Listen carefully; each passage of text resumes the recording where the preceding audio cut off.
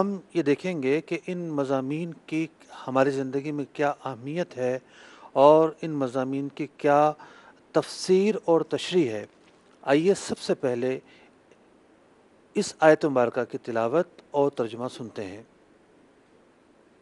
قرآن کی روشنی ليس البر أن تولوا وجوهكم قبل المشرق والمغرب ولكن البر من آمن بالله واليوم الآخر والملائكة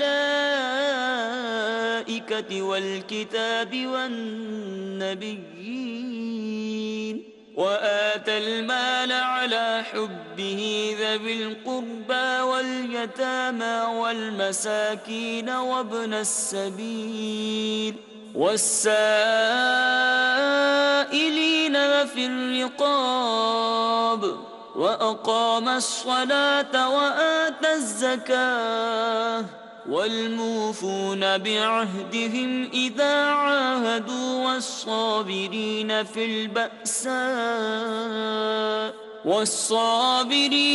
البأساء والضراء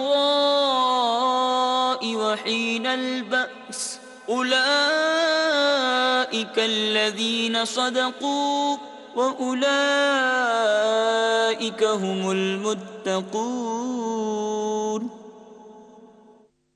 کچھ اصل نیکی یہ نہیں کہ منہ مشرق یا مغرب کی طرف کرو، ہاں اصل نیکی یہ کہ ایمان لائے اللہ اور قیامت اور فرشتوں اور کتاب اور پیغمبروں پر، اور اللہ کی محبت میں اپنا عزیز مال دے، رشتہ داروں اور یتیموں اور مسکینوں اور راہگیر اور سائلوں کو، اور گردنیں چھڑانے میں، اور نماز قائم رکھے اور زکوٰۃ دے، اور اپنا قول پورا کرنے والے جب عہد کریں، اور صبر والے مصیبت اور سختی میں اور جہاد کے وقت یہی ہیں جنہوں نے اپنی بات سچی کی، اور یہی پرہیزگار ہیں۔ یہ آیت مبارکہ مفسرین نے اس کے شان نزول کے تعلق سے دو باتیں بیان کی ہیں۔ ایک یہ کہ یہود و نصارہ کے تعلق سے نازل ہوئی کہ یہود مغرب کو اپنا قبلہ بناتے تھے اور نصارہ مشرق کو۔ تو اللہ تبارک و تعالیٰ نے اس آیت مبارکہ میں ان کا رد بیان کیا کہ مشرق اور مغرب کو قبلہ بنانا اصل نہیں ہے۔ اگر مشرق اور مغرب کو قبلہ تو بنا لیا جائے لیکن شرک میں مبتلا رہا جائے، ایمانیات کے تقاضے پورے نہ کیے جائے، دیگر اعمال جو ہیں وہ ادا نہ کیے جائیں، تو صرف کسی خاص جہت کو قبلہ بنا لینے یا کسی خاص جہت کی طرف رخ کر لینا ایک عمل ہے جو کہ ناکافی ہوگا۔ ان کا رد کیا گیا۔ دوسری توجیہ مفسرین نے اس آیت مبارکہ کی یہ بیان کی کہ یہ آیت مبارکہ عمومیت کے تعلق سے عام ہے، اور اس آیت مبارکہ کے اندر ایک عام حکم بیان کیا گیا ہے کہ اگر کوئی سمجھتا ہے کہ صرف نماز پڑھنا کافی ہے، کیونکہ نماز پڑھنے کے اندر خاص جہت کی طرف رخ کیا جاتا ہے، تو کوئی یہ سمجھتا ہے کہ صرف نماز پڑھنا کافی ہے تو وہ غلطی پر ہے۔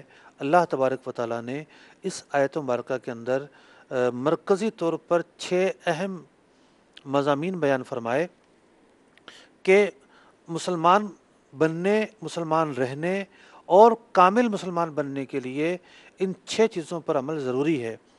پہلا ایمانی تقاضوں کو بیان کیا، دوسرا بھلائی اور خیر کی جگہوں پر مال خرچ کرنے کو بیان کیا، تیسرا نماز پڑھنے کو بیان کیا، چوتھا زکوٰۃ دینے کو بیان کیا، پانچواں وفائے عہد کو بیان کیا، اور چھٹا یہ کہ سختیوں پر صبر کو بیان کیا۔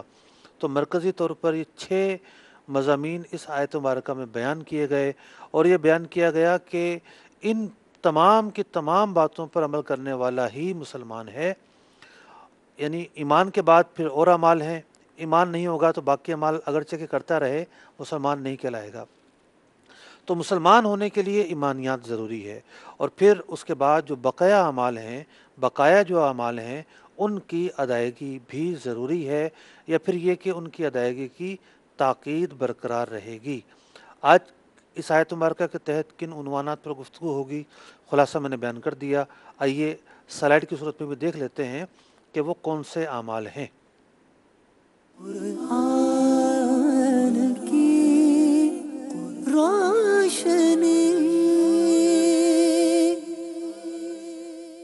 زیر بیس آیت مبارکہ میں ہم سنیں گے ان لوگوں کے احوال جن کو کامیاب اور پرہیزگار کہا گیا ہے۔ نمبر 1، وہ لوگ جو ایمانی تقاضے پورے کرتے ہیں۔ نمبر 2، وہ لوگ جو خیر و بھلائی کی جگہ مال خرچ کرتے ہیں۔ نمبر 3، وہ لوگ جو نماز قائم کرتے ہیں۔ نمبر 4، وہ لوگ جو زکوٰۃ دیتے ہیں۔ نمبر 5، وہ لوگ جو عہد کی پاسداری کرتے ہیں۔ نمبر 6، وہ لوگ جو مصیبت اور سختی میں صبر کرتے ہیں۔ آیت مبارکہ کے اسلوب پر اگر ہم غور کرتے ہیں تو سب سے پہلے ہم یہ دیکھتے ہیں کہ اللہ تبارک و تعالیٰ نے ارشاد فرمایا لیس البر ان تولوا وجوہکم قبل المشرق والمغرب، مشرق اور مغرب کی طرف چہرہ کرنا ہی نیکی کے لیے کافی نہیں ہے، ولیکن البر من آمن باللہ والیوم الآخر، لیکن نیکی یہ ہے کہ ایمان لایا جائے اللہ تعالیٰ پر اور آخرت کے دن پر، والملائکۃ والکتاب والنبیین، ملائکہ پر، کتب پر اور انبیاء پر۔ مفسرین نے یہ بیان کیا کہ اس آیت مبارکہ میں اللہ تبارک و تعالیٰ نے 15 اہم چیزوں کو بیان کیا ہے، اور یہ آیت مبارکہ ام الاحکام ہے، یعنی اسلام کے بنیادی ترین 15 احکام اس ایک آیت مبارکہ میں بیان کیے گئے ہیں۔ 6 ایسے احکام ہیں جن کا تعلق ایمانیات سے ہے۔ نمبر 1، اور جو 15 اعمال ہیں میں آپ کے سامنے بیان کرتا ہوں اور اس کی سلائیڈ بھی آپ دیکھتے رہیں گے۔ نمبر 1، ایمان باللہ۔ نمبر 2، ایمان بالیوم الآخرہ۔ نمبر 3، ایمان بالملائکہ۔ نمبر 4، ایمان بالکتب۔ نمبر 5، ایمان بالانبیاء یا ایمان علی النبیین۔ یہ 6 چیزیں وہ ہیں کہ جن کا تعلق ایمانیات سے ہے۔ ایمان باللہ والیوم، ایمان بالیوم الآخر، ایمان بالملائکہ، ایمان بالکتب، ایمان بالنبیین۔ 5 ہیں یہ، معاف کیجیے گا، 5 یہ وہ اعمال ہیں کہ جن کا تعلق ایمانیات سے ہے، یعنی 5 اعمال وہ بیان کیے گئے جن کا تعلق ایمانیات سے ہے۔ تو اللہ تبارک و تعالیٰ نے نیکی کیا ہوتی ہے اس کے لیے سب سے پہلے ایمانیات کے تعلق سے 5 چیزیں بیان کی۔ اس کے بعد جو ہے وہ 6ٹھی چیز یہ فرمائی گئی کہ جو اہل قرابت ہے، 6ٹھی چیز ہے قریبی رشتہ داروں کی مدد کرنا۔ 7ویں چیز یتیموں کی مدد کرنا۔ 8ویں چیز مساکین کی مدد کرنا۔ 9ویں چیز مسافر کی مدد کرنا۔ 10ویں چیز سوال کرنے والوں کی مدد کرنا۔ 11ویں چیز غلام آزاد کروانے میں مدد کرنا۔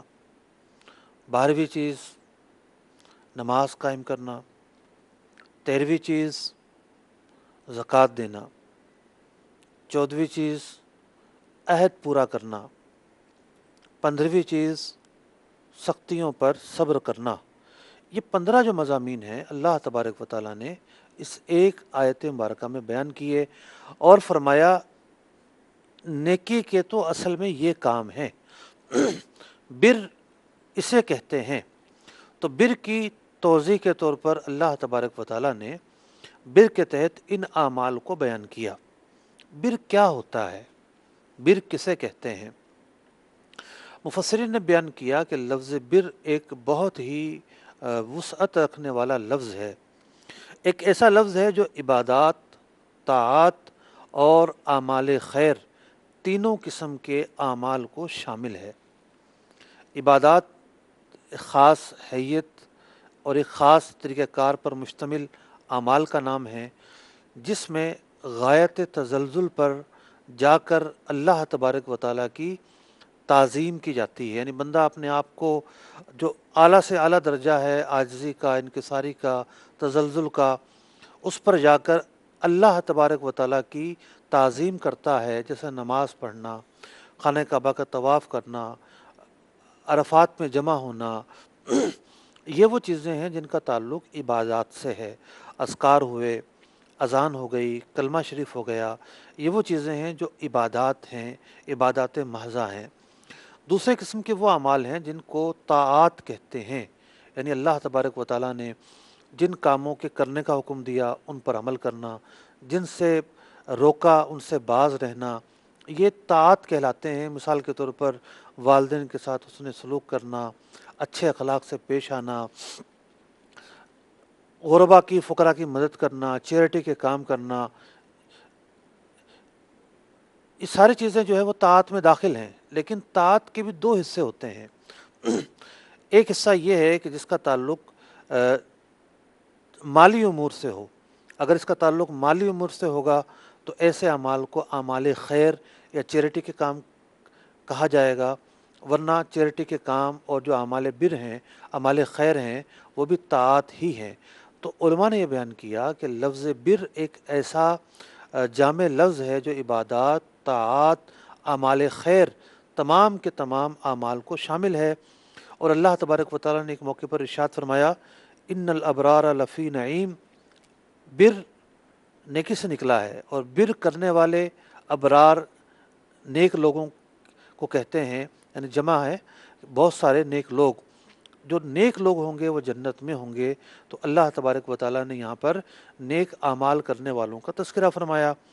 ایک اور آیت مبارکہ میں ارشاد ہوتا ہے، وَتَعَاوَنُوا عَلَى الْبِرِّ وَالتَّقْوَى وَلَا تَعَاوَنُوا عَلَى الْإِثْمِ وَالْعُدْوَانِ، نیکی اور بھلائی کے کاموں پر ایک دوسرے کا تعاون کرو، گناہ کے کام پر، نافرمانی کے کاموں پر تعاون نہ کرو۔ تو یہاں پر بھی لفظ بر استعمال ہوا کہ جو ہر قسم کی نیکی پر شامل ہے۔ اگر کوئی کسی کی عبادات کے تعلق سے مددگار بنتا ہے، کوئی نماز پڑھنے جا رہا ہے اور کوئی راستہ بتا دیتا ہے، تو یہ عبادات پر جو ہے وہ معاونت ہے۔ طاعت جو ہے کوئی اللہ تبارک و تعالیٰ کی اطاعت کرنا چاہتا ہے، مثال کے طور پر حسن اخلاق پر عمل کرنا چاہتا ہے اور کوئی اسے حسن اخلاق سکھا دیتا ہے، یہ طاعت پر جو ہے وہ معاونت ہے۔ اسی طریقے سے کسی کو خیرات نکالنی ہے اور کوئی شخص مالدار سے لے کر فقراء تک پہنچا دیتا ہے، یہ اعمال خیر پر طاعت ہے۔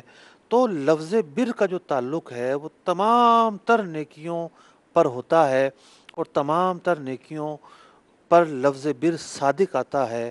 ایک بہت ہی جامع لفظ ہے، اور اس آیت مبارکہ میں اللہ تبارک و تعالیٰ نے یہی بیان فرمایا کہ کسی ایک عمل کا نام بر نہیں ہے، کسی ایک عمل کا نام نیکی نہیں ہے۔ یہ آیت مبارکہ دراصل یہ سکھاتی ہے کہ اسلام ایک مکمل ضابطۂ حیات ہے، جس کے اندر عبادات کا نظام ہے، طاعات کا نظام ہے، چیریٹی کا نظام ہے۔ جملہ اعمال پر عمل ایک مسلمان کو کرنا ہے، اور جملہ اعمال پر عمل کرنے کی ترغیب موجود ہے، اور سب سے جو مقدم ہے وہ ایمانیات ہے۔ یہی وجہ ہے کہ اللہ تبارک و تعالیٰ نے اس آیت مبارکہ میں سب سے پہلے ایمانیات کو بیان کیا، اور ایمانیات کے اندر ایمان باللہ کو سب سے پہلے بیان کیا کہ یہ ایمان لانا ضروری ہے کہ اللہ تبارک و تعالیٰ ایک ہے، وہ حی ہے، قیوم ہے، علیم ہے، حکیم ہے، سمیع ہے، بصیر ہے، غنی ہے، قدیر ہے، ازلی ہے، ابدی ہے، واحد ہے، لا شریک لہ ہے۔ اسی طریقے سے قیامت کے دن پر ایمان لانا ضروری قرار دیا گیا ایمان کے لیے، کہ قیامت کا جو دن ہوگا وہ ایسا دن ہوگا جس کے یعنی قیامت کا دن جو ہے اس پر ایمان لانا بہت سارے لوازمات پر مشتمل ہے۔ جو قیامت پر یقین رکھے گا وہ جزا اور سزا کے تصور پر بھی یقین رکھے گا۔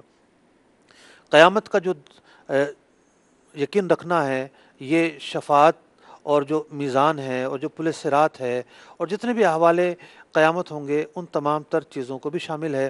بہرحال مسلمان کو یہ عقیدہ رکھنا کم از کم ضروری ہے کہ آخرت میں اس کو اٹھایا جانا ہے اور جزا اور سزا سے اس سے گزرنا ہے۔ تو اس دوسرے نمبر پر ایمان بالقیامہ یا ایمان بالیوم الاخرہ کو بیان کیا گیا۔ تیسرے نمبر پر فرشتوں پر ایمان لانے کا تذکرہ ہوا کہ اس بات پر ایمان لانا ضروری ہے کہ وہ اللہ تعالیٰ کی مخلوق ہیں، فرما بردار بندے ہیں، نہ وہ مرد ہیں نہ وہ عورت، ان کی تعداد اللہ تبارک و تعالیٰ بہتر جانتا ہے۔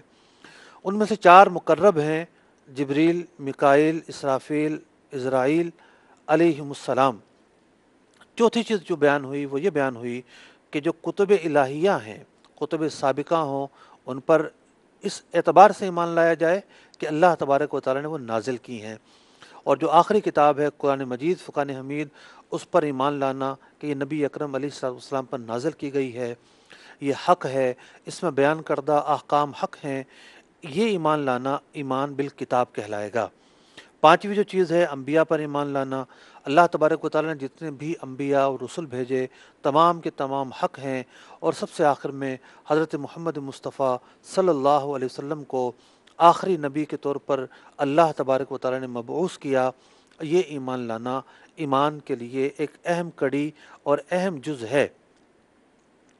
تو ایمانیات کے تعلق سے اللہ تبارک و تعالیٰ نے یہ 5 باتیں بیان کی۔ مفسرین نے لکھا کہ اگر یہ دیکھا جائے کہ اس آیت مبارکہ کا جو شان نزول ہے وہ یہود و نصارہ کے پس منظر میں ہے، تو پھر ایمانیات کا جو تذکرہ ہے وہ اس طور پر کیا گیا کہ چونکہ وہ لوگ شرک میں مبتلا تھے، اللہ تبارک و تعالیٰ کی وحدانیت کے کما حقہ قائل نہیں تھے، کھلم کھلا شرک کرتے تھے۔ مثال کے طور پر نصارہ تثلیث کے قائل تھے، یہود جو ہیں وہ حضرت عزیر علیہ السلام کو اللہ تعالیٰ کا بیٹا کہتے تھے، اسی طریقے سے فرشتوں کو اللہ تعالیٰ کی بیٹیاں کہا کرتے تھے، اسی طریقے سے جو آخرت کا دن ہے اس کے بارے میں بھی ان کے عجیب و غریب جو ہے وہ اعتقادات تھے۔ جیسا کہ نصارہ کا عقیدہ ہے کہ جو کچھ بھی جزا اور سزا کا عمل تھا وہ حضرت سیدنا عیسیٰ علیہ نبینا علیہ الصلوۃ والسلام نے برداشت کر لیا، اب ہمارے لیے جزا اور سزا کا کوئی عمل نہیں ہوگا۔ یہ عقیدہ باطل ہے، غلط ہے۔ اسی طریقے سے اللہ تبارک و تعالیٰ نے اس آیت مبارکہ کے اندر ایمانیات کے اندر کتابوں کا بیان کیا، تو چونکہ ان لوگوں نے کتابوں کو جو ہے وہ محرف کر دیا تھا، اور قرآن مجید فقان حمید جب نازل ہو رہا تھا تو قرآن مجید فقان حمید کی جو تعلیمات ہیں اسے وہ نہیں مان رہے تھے، اور یہ بیان کر دیا گیا کہ قرآن پر ایمان لانا ایمان لانے کے لیے ضروری ہے، کامل بننے کے لیے ضروری ہے۔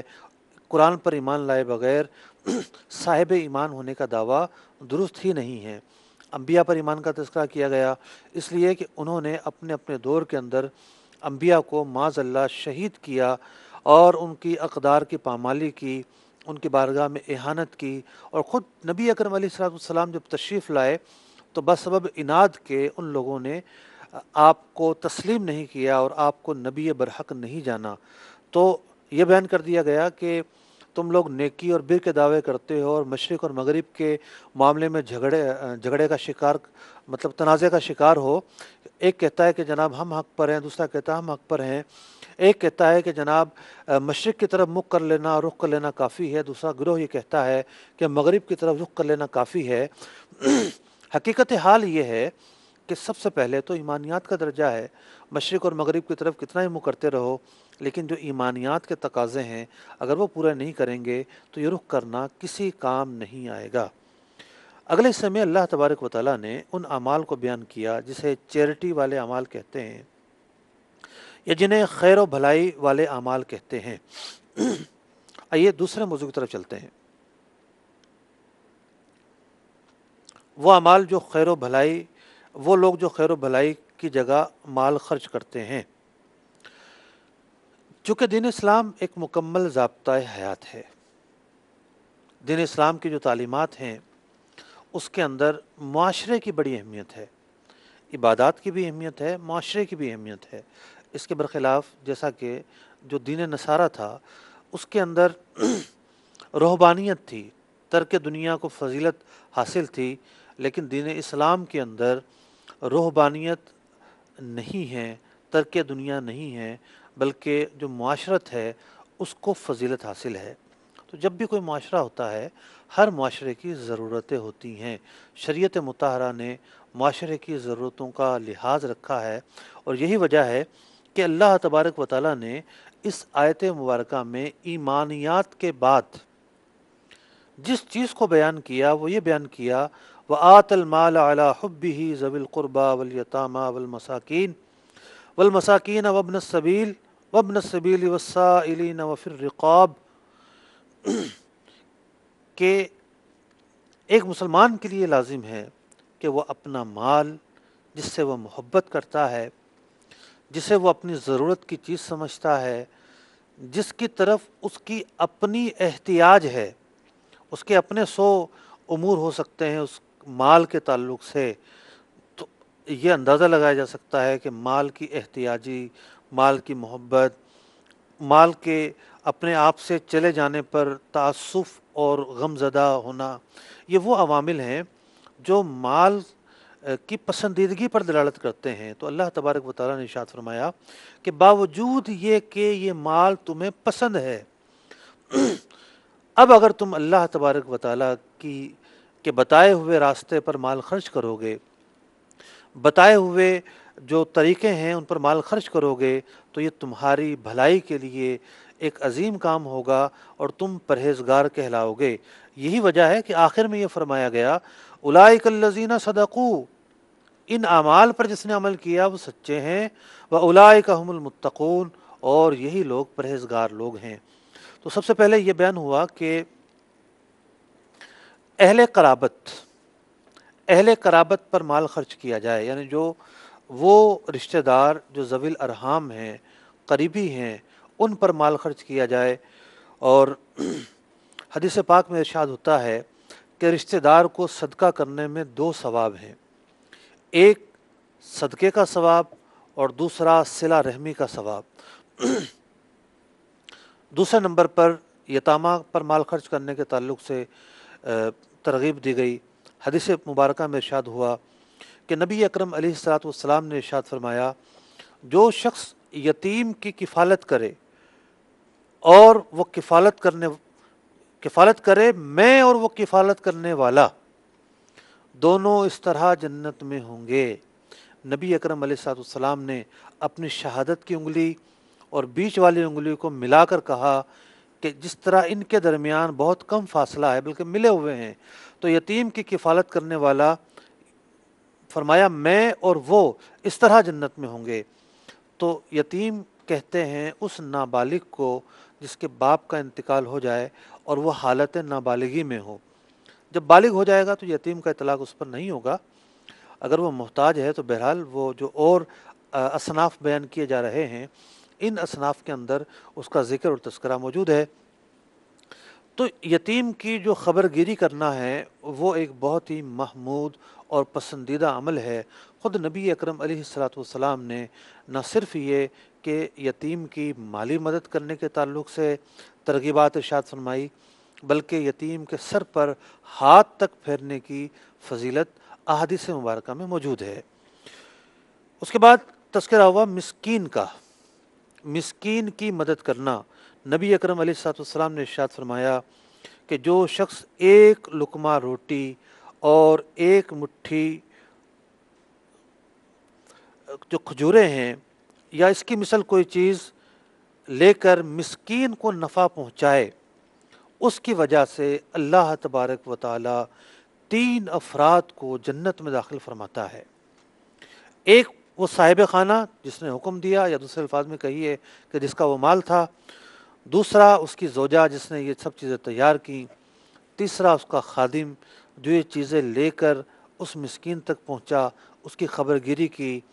تو فرمایا گیا کہ 3 افراد کو اس کی وجہ سے اللہ تبارک و تعالی جنت میں داخل فرماتا ہے۔ نبی اکرم علیہ الصلوۃ والسلام نے ارشاد فرمایا حمد ہے اللہ عز و جل کے لیے جس نے ہمارے خادموں کو بھی نہ چھوڑا، یعنی ان کا بھی خیال رکھا۔ اس آیت مبارکہ میں آگے جا کر مسافر کا تذکرہ کیا گیا۔ واضح رہے کہ مسکین اور فقیر میں فرق ہے۔ مسکین کا اطلاق فقیر اور غیر فقیر، یعنی جو فقیر سے نیچے ہے اس پر بھی ہوتا ہے، لیکن فقیر اور مسکین میں فرق ہے۔ فقیر وہ ہوتا ہے کہ جس کے پاس نصاب سے زائد، یعنی حاجت اصلیہ سے زائد نصاب کی مقدار مال و اسباب موجود نہ ہوں، حاجت اصلیہ کو نکال کر نصاب کی مقدار اموال موجود نہ ہوں، وہ فقیر کہلاتا ہے، شرعی فقیر۔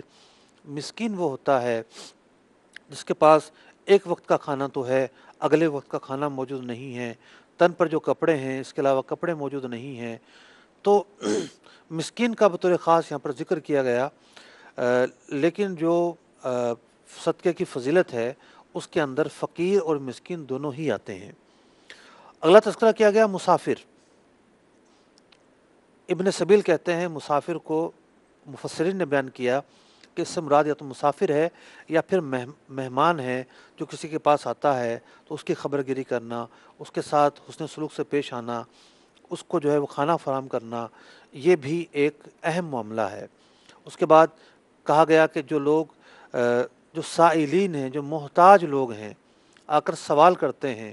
اب سوال کرنے والوں کی دو اقسام ہوتی ہیں، ایک تو یہ ہے کہ پیشہ ور لوگ ہوتے ہیں، تو جو پیشہ ور لوگ ہوتے ہیں ان کی اعانت کرنا جائز نہیں ہے جب یہ آ کر سوال کرتے ہوں تو، کیونکہ غیر محتاج کا سوال کرنا یہ حلال نہیں ہے۔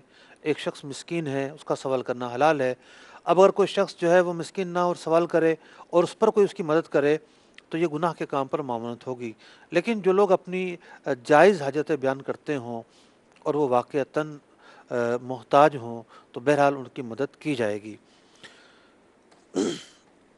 تو سائلین تک ان لوگوں کا تذکرہ کیا گیا کہ جن کی مالی امداد کرنی ہے اور جنہیں مالی فائدہ پہنچانا ہے۔ اگلی چیز یہ بیان ہوئی کہ غلام کو آزاد کروانے کے لیے مدد کرنا۔ پرانے زمانے میں غلام ہوتے تھے، وہ کسی نہ کسی کی ملکیت میں ہوتے تھے، وہ یہ چاہتے تھے کہ پیسے دو تو ہم ان کو آزاد کر دیں، تو اس کی فضیلت قرآن مجید فرقان حمید میں نے بیان کی، اور اس پر جو ہے یعنی کہ اس کی مدد کرنے کی ترغیب یہاں موجود ہے، اور وہ ترغیب یہاں بیان ہوئی۔ موجودہ زمانے کے اندر غلام تو نہیں پائے جاتے، لیکن آج بھی جو قیدی ہوتے ہیں، بہت ساری اخباری رپورٹوں میں یہ بات سامنے آتی ہے کہ جناب سزا پوری ہو گئی ہے، وہ جو رقم بنتی ہے ان کی جو دینی ہوتی ہے مزید، وہ رقم نہیں بن پا رہی، اس لیے مزید 2 مہینے 4 مہینے 2 سال 4 سال اس طرح کی بھی رپورٹیں ہیں۔ تو وہ لوگ وہاں موجود رہتے ہیں، اس شر کے اندر، اس مصیبت کے اندر، اس آزمائش اور ابتلا کے اندر وہ موجود رہتے ہیں، اور وہ انہیں آزادی صرف اس لیے نصیب نہیں ہوتی کہ گورنمنٹ کو جو رقم انہیں ادا کرنی ہوتی ہے وہ رقم ان کے پاس نہیں ہوتی۔ تو کوئی شخص وہ رقم ادا کر کے ان کی خبر گیری کرتا ہے، انہیں رہائی دلواتا ہے، تو بلا شبہ یہ بھی ایک عظیم نیکی کا کام ہوگا، کیونکہ انہیں ان سے شر کو دفع کرنا پایا جائے گا، انہیں راحت پہنچانا، سکون پہنچانا پایا جائے گا۔ ہماری شریعت مطہرہ کے اندر جرائم کی سزائیں ہیں، اس بات میں کوئی شک نہیں، لیکن ایک ایسا نظام ہے جہاں پر جو انسانیت کی تقریم ہے اس کو باقی رکھا گیا ہے۔ مثال کے طور پر کوئی شخص مجرم ہے اور کوئی اسے جیل میں ڈال دیتا ہے۔ اب جیل میں ڈالنے کا یہ مطلب نہیں کہ اسے بھوکا پیاسا مار دیا جائے، اسے کھانے پینے کے لیے نہ دیا جائے، اسے جو ہے وہ دھوپ سے بچنے کے لیے چھت فراہم نہ کی جائے، اسے جو ہے غذا فراہم نہ کی جائے، نہیں، اس کے بھی حقوق ہیں۔ اگر ایک شخص ایسا ہے کہ اس کے قتل کا جو ہے وہ حکم آ گیا ہے، اسے اب سزائے موت دی ہی جانی ہے، اس کے بھی حقوق ہیں۔ ہر ایک کے تعلق سے شریعت مطہرہ نے حقوق بیان کیے ہیں۔ مثال کے طور پر جنگ ہوتی ہے، اب پرانے زمانے میں زمانہ جاہلیت میں یہ ہوتا تھا کہ لوگ مخالفین کو جب مارتے تھے جنگ کے اندر تو ان کے ناک کاٹ لیتے تھے، ان کے کان کاٹ لیتے تھے، مردوں کے ساتھ مصلح کیا کرتے تھے اور اپنی بھڑاس جو ہے وہ نکالا کرتے تھے۔ نبی اکرم علیہ الصلوۃ والسلام نے ایسے لوگوں سے بھی حسن سلوک کا حکم دیا کہ ٹھیک ہے وہ سامنے آئے مسلمانوں کے اور مارے گئے، مسلمانوں نے انہیں مارا، ایک مقام تھا، ان کا خون حلال تھا اس موقع پر، لیکن مارنے کے بعد اب جو لاش ہے اس کی پامالی کی اجازت نہیں دی گئی، اور جو مصلح ہے اس کا کرنے کی اجازت نہیں دی گئی کہ جناب اب اس لاش کے کان کاٹ لیا جائے، ناک کاٹ لیا جائے، اس کے بھی جو حقوق بنتے ہیں اس کا بھی شریعت مطہرہ نے خیال رکھا ہے۔ اس کے بعد اس آیت مبارکہ میں نماز پڑھنے والوں کا تذکرہ کیا گیا کہ نیکی کے جو کام ہیں، اللہ تبارک و تعالیٰ کی جو رضا چاہتے ہیں، اللہ تبارک و تعالیٰ کی جو خوشنودی چاہتے ہیں، اللہ تبارک و تعالیٰ کی رضا اور خوشنودی چاہنے والوں میں وہ لوگ بھی ہیں جو نماز قائم کرتے ہیں، نماز ادا کرتے ہیں۔ اب ہمارے ہاں بہت سارے لوگ ایسے ہیں جو چیریٹی کے کام کرتے ہیں، جو پیسہ بڑا خرچ کرتے ہیں جناب غربا پر، فقراء پر، مساکین پر، مختلف جو خیر کے پروجیکٹ ہیں وہ چلا رہے ہوتے ہیں، لیکن نماز بعض لوگ نہیں پڑھتے۔ تو چونکہ دین جو ہے پورا کا پورا ضابطہ حیات ہے، ایک ایسی عمارت ہے دین کہ جس کے اندر اگر ایک اینٹ نہیں ہوگی تو یہ عمارت کامل نہیں کہلائے گی۔ نماز پڑھنا فرض ہے اور فرض کو چھوڑنا جائز نہیں ہے۔ اگلی بات یہ بیان کی گئی اور زکوٰۃ ادا کرنا۔ اب یہاں پر ایک بات بڑی قابل غور ہے کہ اس سے پہلے جو کچھ بیان ہوا کہ اہل قرابت کی مدد کرنا، یتامہ کی مدد کرنا، مساکین کی مدد کرنا، مسافر کی مدد کرنا، غلام کو آزاد کروانا، یہ سارے کام بیان ہوئے۔ اس کے بعد یہ بیان ہو رہا ہے اور زکوٰۃ ادا کرنا۔ مفسرین نے بیان کیا کہ اللہ تبارک و تعالیٰ نے جو اسلوب یہاں پر بیان کیا ہے وہ اسلوب اس بات کو بیان کرتا ہے، مفسرین نے بیان کیا کہ اللہ تبارک و تعالیٰ نے جو اسلوب بیان کیا ہے وہ اس بات کو واضح کرتا ہے کہ پہلے جو ترغیب تھی وہ نفلی صدقے کے طور پر تھی، اور زکوٰۃ جو ہے وہ فرض کے طور پر ہے کہ زکوٰۃ ہر صاحب استطاعت مسلمان پر نکالنا فرض ہے، وہ تو اسے نکالنی ہی نکالنی ہے۔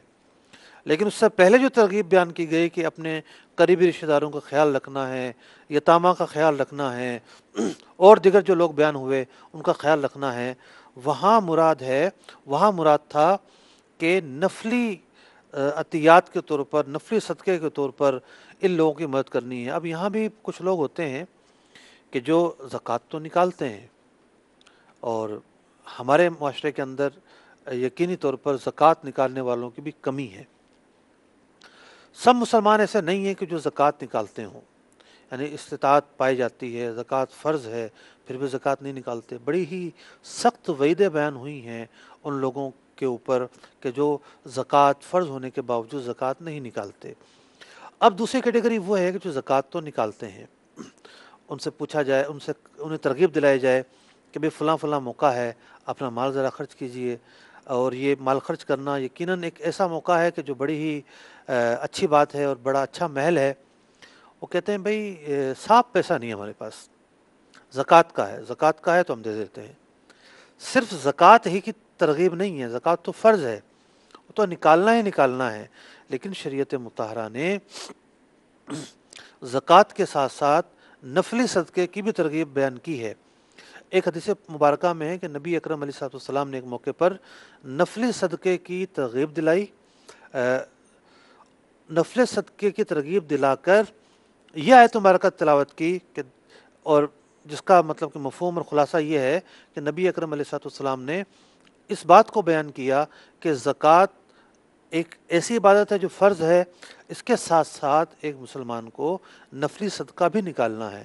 اب بہت سارے ایسے مواقع ہوتے ہیں کہ جہاں پر ایک آدمی جو ہے وہ مطلب کہ اس پر زکوٰۃ لینے کا وہ مستحق نہیں ہوتا، زکوٰۃ اس پر لگتی نہیں ہے، لیکن وہ بہرحال پریشانی میں ہوتا ہے، آزمائش میں ہوتا ہے۔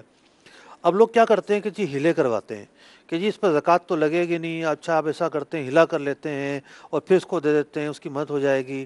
نہیں، یہ ہیلا اس کام کے لیے تھوڑی ہے۔ ہیلا تو چند ایسے مواقع ہیں جہاں تملیغ شرعی نہیں پائی جا رہی تھی، ان مواقعوں کے لیے وہ ہیلا رکھا گیا تھا۔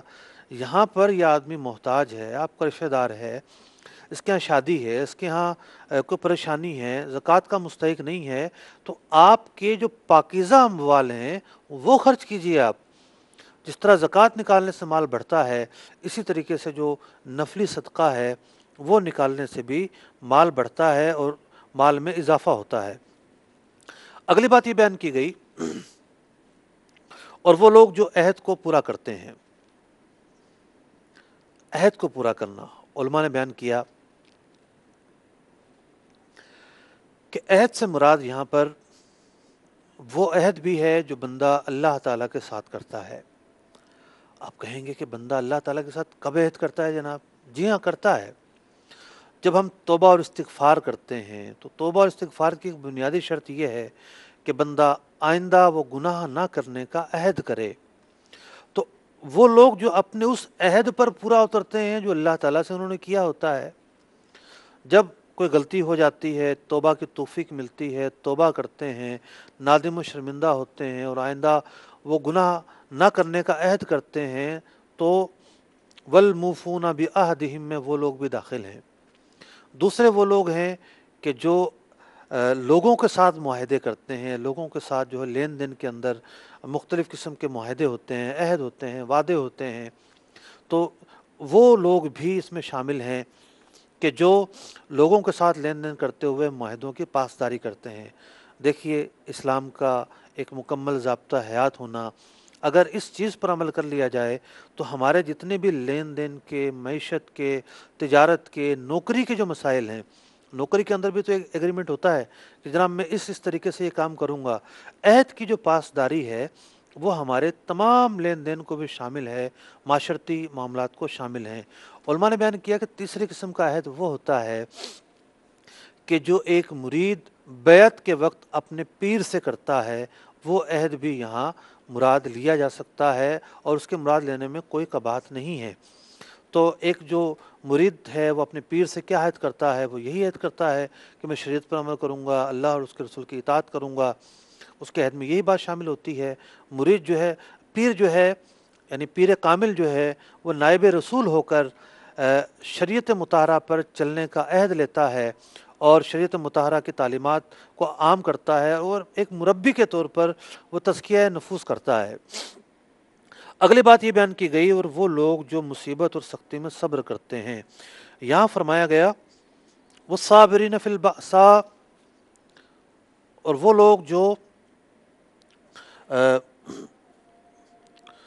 شدت فقر میں، باسا کہتے ہیں جب شدت فقر ہو، غریبی ہو، محتاجی ہو، ایسی حالت ہو کہ کوئی جو ہے وہ آسرا نہ ہو، کوئی سہارا نہ ہو، جو بھی کیفیت ہے، جو بھی حالات ہے، بندہ اس کو جب فیس کرتا ہے اور اپنی حالت پر، اپنی کیفیت پر راضی ہوتا ہے، صبر کا مظاہرہ کرتا ہے، وہ لوگ بھی یہاں پر مراد ہیں۔ بدرائی، وہ صبر جو بیماری کی وجہ سے کیا جاتا ہے، جب بندہ بیمار ہوتا ہے، جب بندہ لاچار ہو جاتا ہے، اٹھنے بیٹھنے کے قابل نہیں رہتا، اس کے اندر بھی ایک جسمانی محتاجی ہوتی ہے، بندہ اس کے اندر بھی بعض اوقات ذلت بھی محسوس کر رہا ہوتا ہے، کوئی اسے لفٹ نہیں کروا رہا ہوتا، وہ جو بھی کیفیت ہے، اس کیفیت پر صبر کرنا آخرت کی کامیابی کا سبب ہے۔ اور تیسری صورت صبر کی یہ بیان کی، وحین البأسی، اور دشمن کے وقت جو قتال کی نوبت پیش آئے، اس کے وقت اس کی سختیوں میں جو صبر کیا جاتا ہے، وہ صبر بھی آخرت میں کامیاب کرنے والا صبر ہے۔ اور آج کل اہل شام مصیبت کا شکار ہیں، آفتوں کا شکار ہیں، خاص طور پر آزمائشوں کا شکار ہیں۔ اللہ تبارک و تعالیٰ انہیں اس تکلیف سے نجات عطا فرمائے اور اس تکلیف سے انہیں جلد از جلد نکالے۔ ہم سب ان کے لیے دعا گو ہیں۔ تو بہرحال بندے کے، اب ہم یہ سیکھ سکتے ہیں، کل تک وہ لوگ خوش تھے، خوشحال تھے، ہنستے کھیلتے تھے، آج ان کے اوپر ایک آزمائش اور ابتلا ہے۔ آزمائش اور ابتلا کسی وقت بھی کسی پر بھی آ سکتی ہے۔ ایک آدمی صبح نکلتا ہے ہنستے مسکراتے اپنے آفس کے لیے، پتہ چلتا ہے ایکسیڈنٹ ہو گیا اور اپاہج ہو گیا اور ساری عمر کے لیے جو ہے وہ محتاج ہو گیا۔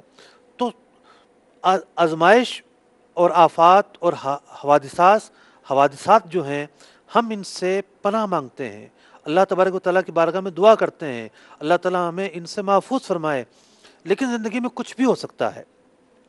اگر کسی موقع پر ایسی کیفیت، ایسی حالت، ایسی صورتحال درپیش ہو جائے تو بندے کو صبر کا دامن نہیں تھامنا چاہیے۔ صبر ایک ایسی چیز ہے جو بندے کو نجات دلواتی ہے۔ اس سے پہلے کہ میں سلسلہ ختم کروں، ایک ازالہ کرنا چاہوں گا۔ پچھلے سلسلے کے اندر کچھ اس طرح کا مضمون بیان ہوا کہ حلال و حرام جو جانور تھے، ان کے گوشت اور ان کے جو اجزاء کا حکم تھا، اس میں نے یہ بیان کیا کہ جو حلال جانور ہے، اس کی جو کھال ہے اس کے پاک ہونے کے لیے دباغت ضروری ہے، یہ مسئلہ درست نہیں تھا۔ درست یہ ہے کہ جس جانور کو ذبح کیا گیا ہو، ذبح کیا جانا شرعی طریقے سے ذبح کیا جانا اس کی کھال کی طہارت کے لیے کافی ہے۔ دباغت وہاں ضروری ہے جہاں پر جانور کو شرعی طریقے سے ذبح نہ کیا گیا ہو۔